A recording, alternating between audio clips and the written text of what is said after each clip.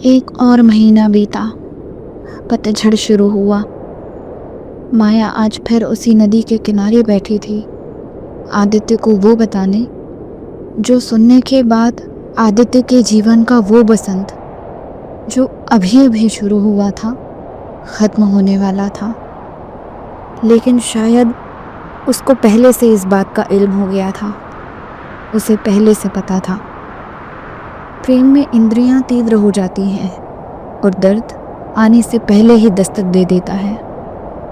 माया ने कहा, आदित्य, मुझे आपसे कुछ कहना है।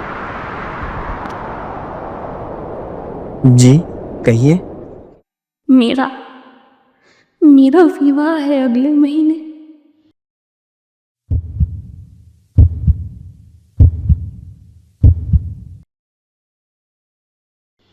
एक गहरी सांस। हवा थम गई। नदी की आवाज भी जैसे धीमी हो गई।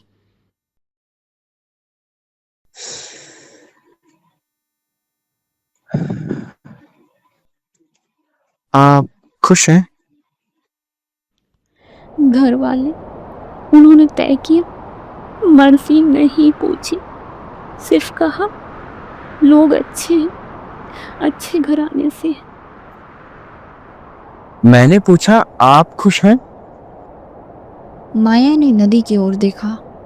उसकी आंखें मानो आज उनमें नदी का पानी उतर आया हो और वह उस पानी को अपनी घनी पलकों का बांध बनाकर बस किसी तरह रोकने का प्रयास कर रही हो। खुशी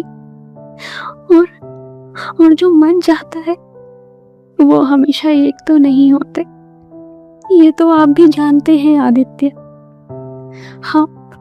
आप तो चित्रकार है ना। आप तो जानते हैं कि जो रंग हम चाहते हैं और जो कैनवस पे उतरता है वो अक्सर अलग होते हैं। माया मुझे कहने दीजिए। नहीं आदित्य, कुछ मत कहिए प्लीज। क्यों?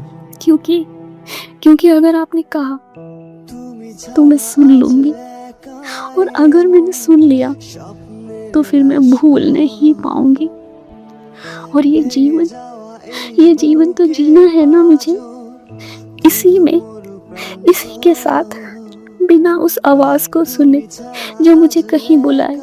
माया, चुप रहिए प्लीज। बस आज चुप रहिए। आदित्य चुप हो गया।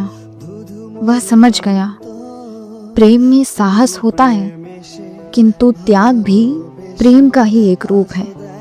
और जो त्याग माया ने मांगा था वह किसी युद्ध से कम नहीं था। उसने मांगा था कि वह माया को भूल जाए, और यह मांगना शायद प्रेम करने से भी कठिन था। उस दिन के बाद वे मिले 3 बार 4 बार, पर हर मुलाकात में एक अजीब सा खालीपन था, जैसे किसी ने संगीत की धुन से एक एक करके सुर निकाल लिया हो। वे मिलते, देखते और जानते थे कि यह समय बीत रहा है, हर पल एक एक कर।